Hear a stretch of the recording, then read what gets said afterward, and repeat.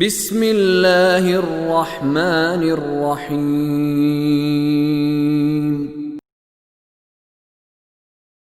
ومن احسن قولا ممن دعا الى الله وعمل صالحا فقال انني من المسلمين ولا تستوي الحسنة ولا السيئة ادفع بالتي هي احسن فإذا الذي بينك وبينه عداوة كأنه ولي حميم وما يلقاها إلا الذين صبروا وما يلقاها إلا ذو حظ عظيم وإما ينزغنك من الشيطان نزغ فاستعذ بالله إنه هو السميع العليم۔ اور پھر خداوند عالم فرماتا ہے آیت نمبر 33 میں، اور اس شخص کی بات سے زیادہ کس کی بات اچھی ہو سکتی ہے جو اللہ کی طرف بلائے۔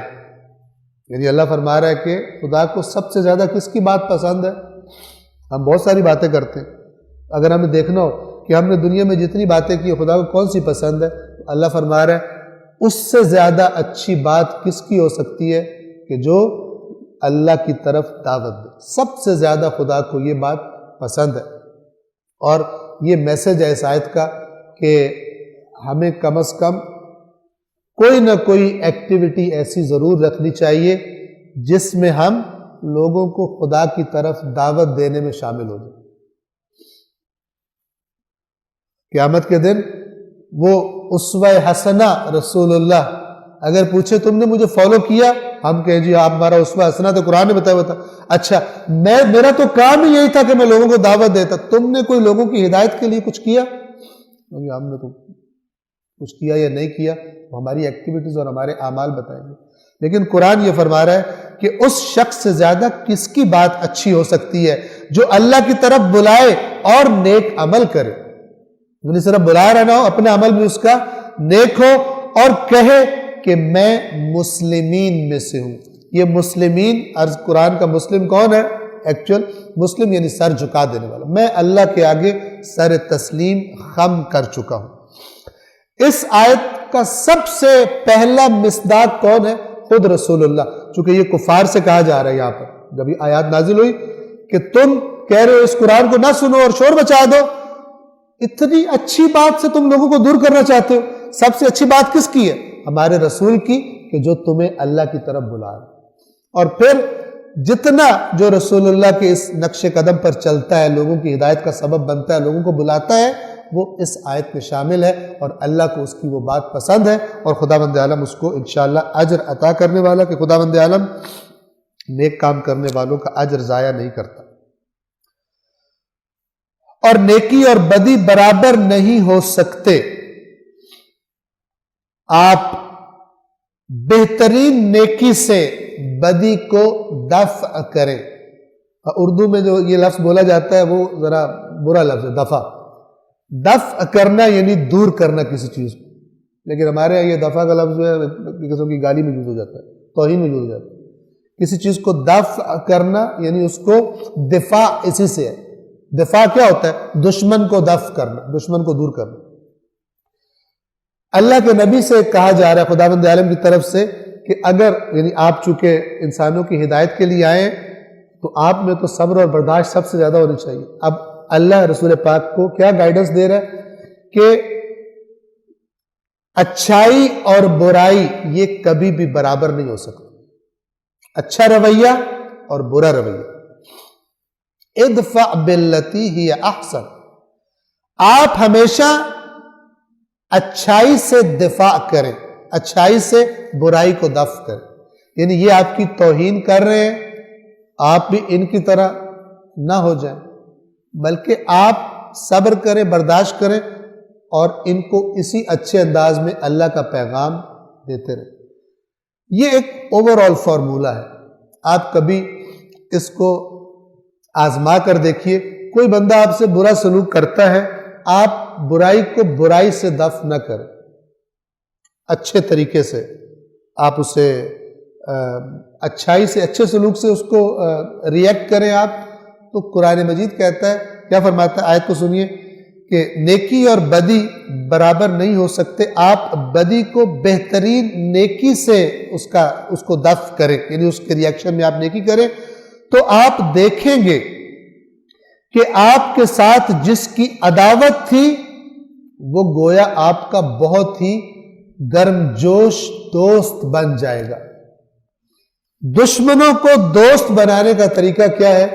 برائی کا جواب اچھائی سے دے. اس کا مطلب یہ نہیں ہے کہ انسان کوئی اگر اس انسان پہ ظلم کر رہا ہو تو وہ اسے ظلم کرنے دے، یہ مراد نہیں ہے.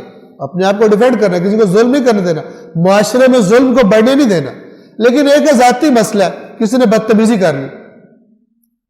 کر لی. اب فرض کرے کسی نے خدا نخواستہ گالی دی، اب وہ ایک گالی دے، میں کہوں میں گالی دوں گا، تجھے پتہ چلتا ہے گالی ہوتی کیا ہے. ایک یہ طریقہ ہے، اور ایک یہ ہے کہ گالی نہ دینا اور کہنا کہ خداوند عالم ہماری ہدایت کرے. ٹھیک ہے، آپ مسلمان ہیں، یہ بات زیب اچھے طریقے سے. تو بالآخر انسان کے دل میں اللہ نے ایک رگ رکھی ہوتی ہے، اور آپ کا اچھا رویہ اس رگ کو ہٹ ضرور کرتا ہے. آج کرے، کل کرے، پرسوں کرے، 10 دنوں بعد کرے، سال بعد کرے، بالآخر انسان کہتا ہے کہ میں جو بھی کر لوں یہ تو اچھا ہی ہے میرے سے. اور اس کی سب سے بڑی مثال اسی اسوہ حسنہ کی ہے کہ بدترین دشمن اور ظلم کرنے والے کفار مکہ، اور رسول اللہ فرماتے ہیں فتح مکہ کے موقع پر کہ تمہیں کس رویے کی توقع ہے، اور پھر انہیں کہتے ہیں کہ وہ جملہ بولا جو حضرت یوسف نے اپنے بھائیوں کے لیے بولا تھا. قرآن میں آیا لا تثریب علیکم اليوم، تم پر کوئی پکڑ نہیں ہے، کوئی گرفت نہیں ہے، جاؤ تم سب کے سب آزاد ہو. حالانکہ رسول اللہ چاہتے تو گن گن کے بدلے لے سکتے تھے، نہ خود بدلہ لیا اور نہ ہی اپنے جو ساتھی تھے ان کو بدلہ لینے دیا، بلکہ پہلے ہی انسٹرکشنز دے دی تھی کہ تم نے کسی کے ساتھ کوئی تجاوز نہیں کرنا. یہ قرآن کی تعلیم ہے، یہ قرآن کے اخلاق ہے. کیا فرما رہا ہے کہ لوگوں کو اللہ کی طرف بلاؤ. آج ہماری زندگیوں میں کتنا یہ کام شامل ہے. برائی کا جواب اچھائی سے دو، تمہارے دشمن بھی تمہارے دوست بن جائیں گے. آج ہم کہتے ہیں اینٹ کا جواب پتھر سے دو، ٹھیک ہے نا. تو ذاتیات کے مسئلے میں خداوند عالم قرآن مجید کی ہدایت سے ہمیں انشاءاللہ بہرہ مند فرمائے. اور نیکی اور بدی برابر نہیں ہو سکتے. آپ بدی کو بہترین نیکی سے دفع کریں تو آپ دیکھ لیں گے کہ آپ کے ساتھ جس کی عداوت تھی، دشمنی تھی، وہ گویا نہایت قریبی، عام دوست بھی نہیں، نہایت قریبی دوست بن گیا ہے. اور یہ خصلت صرف صبر کرنے والوں کو ملتی ہے، اور یہ صفت صرف انہیں ملتی ہے کہ جن کو بڑا حصہ ملا ہو صبر کا، اخلاق کا، ان چیزوں کا، یعنی جن کا ظرف بہت بڑا ہو. یہ خصلت انہی میں آتی ہے، ورنہ چھوٹا ظرف تھوڑی سی چیز سے ہی باہر اس میں سے گرنا شروع ہو جاتی چیزیں.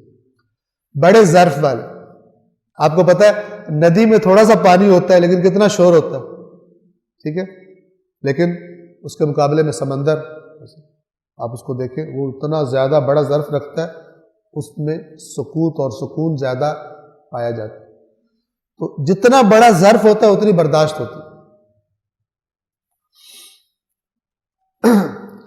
اور یہ خصلت صرف صبر کرنے والوں کو ملتی ہے، اور یہ صفت صرف انہیں ملتی ہے جو جن کو بڑا حصہ ملا ہو، جو بڑے حصے والے ہوں.